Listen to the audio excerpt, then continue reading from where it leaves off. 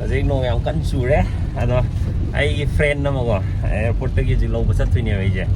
ꯑꯗꯣ ꯃꯌꯥꯝ ꯀꯃꯥꯏꯅ ꯀꯩꯗꯧꯕꯒꯤ ꯑꯩꯅ ꯃꯥ ꯉꯁꯤ ꯑꯦꯌꯔꯄꯣꯔꯠꯇꯒꯤ ꯂꯧꯕ ꯆꯠꯂꯤꯅꯣ ꯍꯥꯏꯕꯅꯆꯤꯡꯕꯗ ꯁꯣꯏ ꯂꯣꯏ ꯍꯥꯏꯔꯛꯑꯒꯦ ꯍꯧꯖꯤꯛꯁꯦ ꯄꯨꯡ 1 ꯈꯔ ꯍꯦꯜꯂꯛꯑꯦꯀꯣ ꯑꯗꯨꯗꯤ ꯃꯥ ꯎꯅꯔꯒ ꯍꯥꯄꯛꯑꯒꯦ. To all our viewers from Manipur, Miss Huidrong Susila, can we have all of you here on stage? And you're looking so pretty, I love what you're wearing. Wow, please come. Say the learner, please. Mr. Kachantai Dolne and Mr. Vijubo Abonmai. ꯂꯧꯔꯦ ꯑꯩꯅ ꯉꯁꯥꯏ ꯍꯥꯏꯕ ꯑꯩꯒꯤ ꯏꯃꯥꯟꯅꯕꯤꯗꯣ ꯁꯣꯝꯗ ꯂꯩꯔꯦ ꯑꯗꯣ ꯃꯥꯁꯦ ꯍꯟꯗꯛ ꯑꯦꯋꯥꯔꯗ ꯑꯃ ꯐꯪꯉꯦꯕ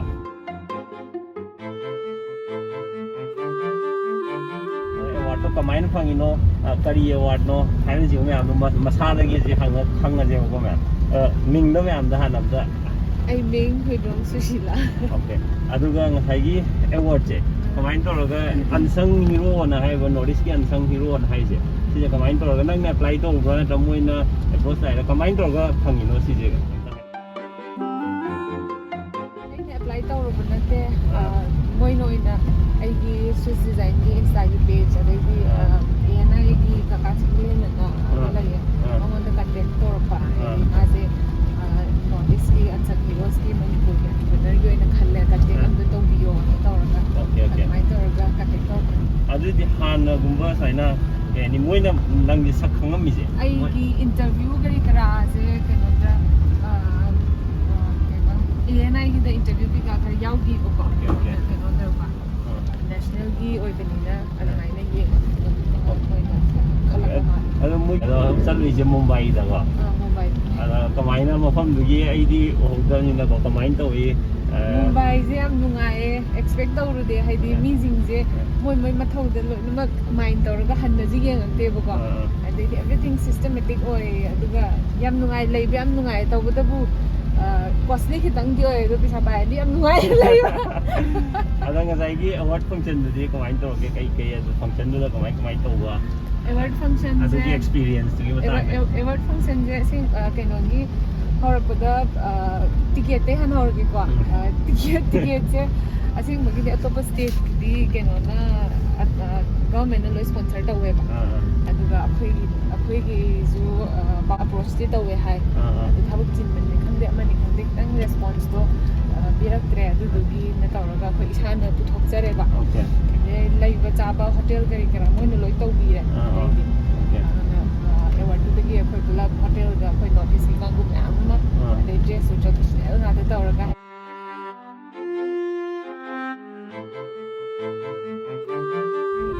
ꯅꯣꯔꯠ ꯏꯁꯀꯤ ꯌꯨꯅꯤꯇꯤ ꯑꯃ ꯑꯣꯏꯅꯕ ꯕꯣꯝꯕꯦ ꯁ꯭ꯇꯣꯛ ꯑꯦꯛꯁꯆꯦꯟꯖꯁꯦ ꯇꯧꯕꯅꯦꯕ. ꯑꯗꯨꯅ ꯕꯣꯝꯕꯦ ꯁ꯭ꯇꯣꯛ ꯑꯦꯛꯁꯆꯦꯟꯖꯀꯤꯁꯤꯗ ꯃꯅꯨꯡꯁꯤꯗ ꯅꯣꯔꯠ ꯏꯁ ꯃꯌꯥꯝ ꯇꯧꯔꯒ ꯃꯥꯒꯤ ꯗ꯭ꯔꯦꯁꯁꯦ ꯁꯦꯠꯂꯒ ꯑꯟꯁꯪ ꯍꯤꯔꯣꯁ ꯃꯌꯥꯝ ꯑꯃ ꯎꯕꯁꯦ ꯑꯩꯈꯣꯏꯒꯤ ꯌꯨꯅꯤꯇꯤꯁꯨ ꯄꯨꯔꯛꯑꯦ ꯑꯗꯨꯒ ꯑꯩꯈꯣꯏꯒꯤ ꯅꯣꯔꯠ ꯏꯁ ꯑꯦꯖ ꯑ ꯍꯣꯜ ꯏꯟꯗꯤꯌꯥꯁꯤꯗ ꯑꯗꯩꯗꯤ ꯃꯄꯥꯟ ꯂꯝꯗ ꯄꯨꯂꯞ ꯀꯃꯥꯏꯅ ꯆꯥꯎꯈꯠꯃꯤꯟꯅꯅꯤ ꯍꯥꯏꯕꯒꯤ ꯏꯊꯤꯜ ꯑꯃ ꯐꯥꯎꯕꯗꯣ.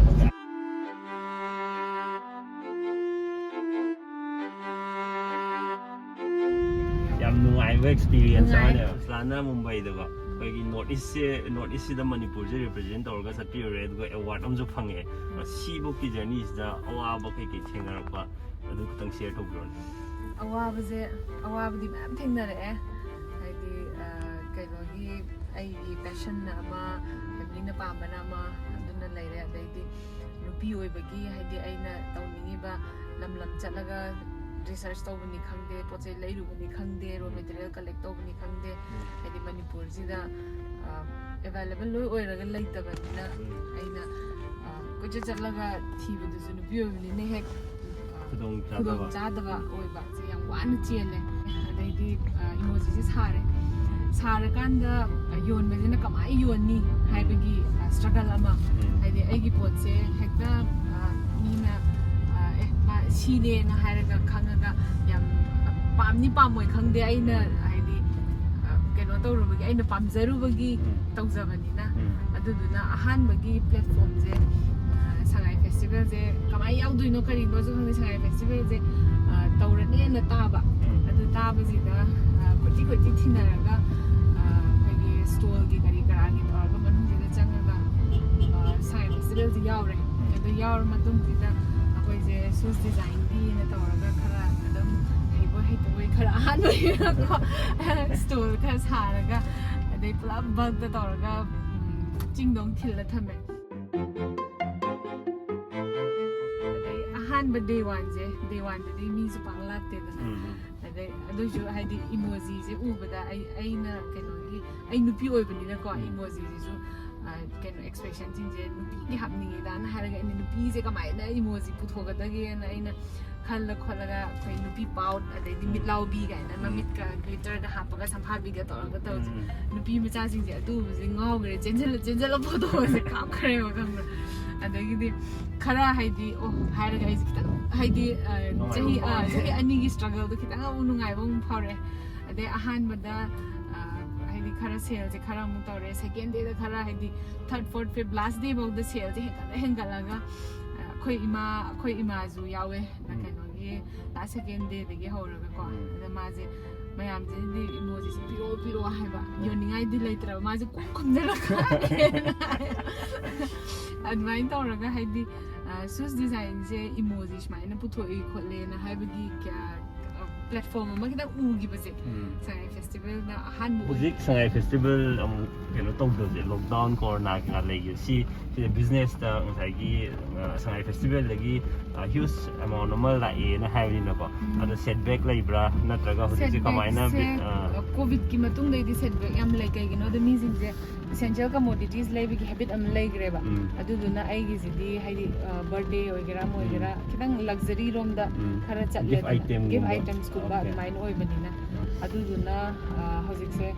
sagi website www.sus.com ani sagi website hangzaraga haidi not only manipur katana kana all over india da delivery tauba khoba admaina tawraga oina khara hone atai budi dum hanagi aina manufacture tawraga store kari kara da wholesale thaba khoba adu di dum tawraga ana mana sai festival di yawa mayam je keno ngatane isagi manipur ki handicraft handloom kai kai isagi sajaba ngatani na sajaba nga tor jana mana khoi gi festival la mangai ra leitra ai di festival do khatangi oina di tawning da ba dum business oina tawraga mathang tawninge ba adu kamai tawjige na khalle adai di departmental store kari kara haidi tap departmental store khara phajaba saba haunare adu da changa ga approach tawre haidi si thamba ya ga ahanba keno khoi thammona habi ya chingmirong gi family shops yamna khoigi yam welcoming zu oi yam nungai aduga thamme ahanba ma khatani ko thamami je khoi manipur da sajaba potni ha sajaba yarakri ra tai departmental store sing na kamaina no manipur da sajaba potni na haiba jidane khoigi kitang haidi mani ahanba da ai potu raga manipur da sabane zum thajadaba manipur sabane na hairaga interest kitang zum hanba khangra ado hojikti yam bhare haidi made in manipur je pangnal 2016-17 guys made in manipur je leire na haire ju pangna manipur da sare na haidi pharamoi na khanbagi kitang ko admai leinari ngai matam ne da hojikti haidi youth kaina made in manipur isagi tawda ya de haibagi youth kaida change amadi uba phange aduduna atai da hapet chalubada yaraktre family shops de ko na approach tawra kan de ho yaye thamji ko che na hairaga ise karam store daga di manipur de available oi products in de store je kenogi chingmirong gi family shopi aduga singjamai gi mama aduga sagol bangi thangoi bangi store okay adu khara thai ado suslana ngasai gi hojiki entrepreneur mu oirage na haibagi line je sida kamain toroga sanga khibno adom tang hairam aina changa khibje ai han bada keno journalism tamme mass com loire de bangalore da chahi ma assistant editor oire leirame admaina leira pajide gi ai aina project ge ka haidi semba sabagi keno se aina ahan bai gi master gi da graduation day gi da sung hai tana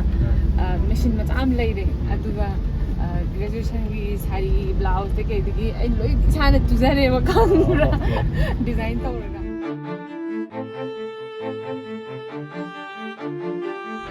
am partner en haigi aina ꯑꯗꯨꯝ ꯎꯅꯥ ꯋꯥꯅꯥ ꯀꯩꯀꯥ ꯎꯕꯁꯤꯗ ꯁꯤꯒꯤ ꯄꯣꯠꯁꯤꯕꯨ pattern ꯑꯃ ꯑꯣꯏꯅ ꯄꯨꯊꯣꯛꯄ ꯌꯥꯗꯦ ꯑꯗꯨ ꯁꯨꯝ ꯈꯜꯂꯒ ꯑꯗꯩ ꯃꯦꯆꯤꯟ ꯀꯩꯀꯥꯁꯦ ꯑꯩꯅ ꯔꯤꯁꯔꯁ ꯇꯧ ꯈꯣꯠꯂꯒ ꯀꯃꯥꯏꯅ ꯇꯧꯕꯅꯣ ꯀꯥꯏꯅꯒ ꯑꯗꯨꯒꯤ ꯊꯕꯛ ꯇꯧꯔꯤꯉꯩ ꯃꯔꯛꯇꯨꯗ ꯑꯩꯅ ꯒꯨꯒꯜꯗꯒ ꯁꯦꯐꯀ ꯇꯧꯔꯒ ꯁꯨꯝ ꯊꯝꯖꯕ ꯃꯌꯥꯝ ꯂꯩꯌꯦꯕ ꯑꯗꯨ ꯂꯩꯔꯒ ꯀꯣꯟꯅ ꯌꯨꯝꯁꯦ ꯊꯣꯛꯑꯀꯥꯟꯗꯗꯤ ꯌꯨꯝꯁꯦ ꯑꯩꯈꯣꯏꯒꯤ ꯃꯅꯤꯄꯨꯔꯁꯦ ꯆꯍꯤ 7 ꯃꯇꯨꯡꯗ ꯊꯣꯛꯂꯛꯄꯅꯤꯅ ꯑꯑꯣꯟꯕ ꯑꯃ ꯍꯥꯏꯗꯤ ꯀꯔꯕꯥꯔ ꯇꯧꯒꯗꯕꯗꯤ ꯃꯌꯥꯝ ꯂꯩꯔꯒ ꯑꯩꯈꯣꯏꯒꯤ ꯃꯩꯇꯩ ꯃꯆꯥꯅ ꯇꯧꯔꯝꯗꯕꯗꯣ ꯈꯪꯕ꯭ꯔꯥ ꯑꯇꯣꯞꯄ ꯃꯌꯥꯝꯅ ꯇꯧꯕꯁꯤꯗ ꯁꯤꯗꯤ ꯁꯨꯃꯥꯏꯅ ꯇꯧ ꯂꯩꯔꯗꯤ ꯑꯩꯈꯣꯏꯁꯨ ꯈꯔ ꯆꯪꯁꯤꯟꯗ꯭ꯔꯗꯤ ꯃꯤꯅ ꯂꯣꯏꯅ ꯀꯩꯅꯣ ꯇꯧ ꯃꯤꯒꯤ ꯑꯣꯏꯈꯤꯕ ꯇꯥꯔꯦ ꯑꯗꯨꯗꯨꯅ ꯀꯔꯕꯥꯔ ꯂꯩꯔꯤꯕ ꯃꯌꯥꯝꯁꯦ ꯃꯤꯅ ꯁꯨꯝ ꯄꯥꯏꯁꯟꯈ꯭ꯔꯗꯤ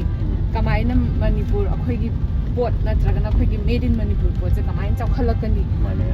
ꯑꯗꯨꯒꯤ ꯄꯩꯁꯥ ꯄꯥꯏꯕ ꯕꯤꯖꯤꯅꯦꯁꯃꯦꯟꯅꯅꯦ ꯄꯩꯁꯥ ꯄꯥꯏꯔꯛꯀꯗꯣꯏꯅꯤ ꯃꯅꯤꯄꯨꯔ ꯁꯦꯝꯃꯛꯀꯗꯣꯏꯁꯦ ꯍꯣꯏ ꯄꯩꯁꯥ ꯄꯥꯏꯕꯒꯤ ꯈꯛꯇ ꯅꯠꯇꯅ ꯑꯩꯅ ꯍꯥꯏꯗꯤ ꯑꯩꯈꯣꯏꯅ खरा सुमाइना चंगहंदना मीगी लोई ओइगिब तारे खरा हाइदी हौरपदि वानी सैक्रिफाइस नेबा अदुदना कोइ खरा सुमाइ सैक्रिफाइस तौदना केनो लोई मांगी बतारे न अदुगी मोटिव ता केनो तौरगा हौगिबने हजे अदो हजे मेन प्रोडक्ट सोंगी पुथोइजे कई आइटम सिंग केनो होइनो अहानबदा इमोजी कुशन साना मैन्युफैक्चर तौबा हौरे मशीन खिगा चेलगा अदै केनो दै मथंग बैग सारे की चेन सारे मथंग के यमजी औतरे हजे केनो ना सिस्लाना को अखोइ मणिपुर दजो हजे मखोनाबा कनबा ngang म्याम अम लेबा मखोइ द पिनिंग बा मेसेज नुपी जिंगजे कमाइना हाइदी डॉक्टर इंजीनियर और ओजा हाइदी अदु खतना केनो नते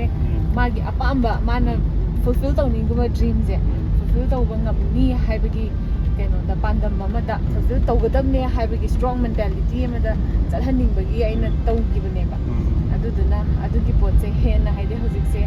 aina adugi vision do uraga chatkibagi chapmanana award do adugi vision dugi maram oiraga phangaidena aduna hena haide hotnaningba adai nupigi adai de manipur gi oina hena tawningba phawe hen मैम द हाइजेनिंग बदी made in Manipur कोई मणिपुर द साबा पोचै जिंगजे लेबिरगा एनकरेज तौबिरगा हानगुम मरोमदम हिंजाबा ngamba मणिपुर दो ओहलसी हाइन हाइजेनिंग Thank you so much Simba paktak ngama daily experience je anova myam amaga pulra kanda notice ki hero myam amaga pulra kanda phangpa idea myam share to wi da thank you mathang da ju side hena mai pakpa hena successful oi bo bio congratulations once again thank you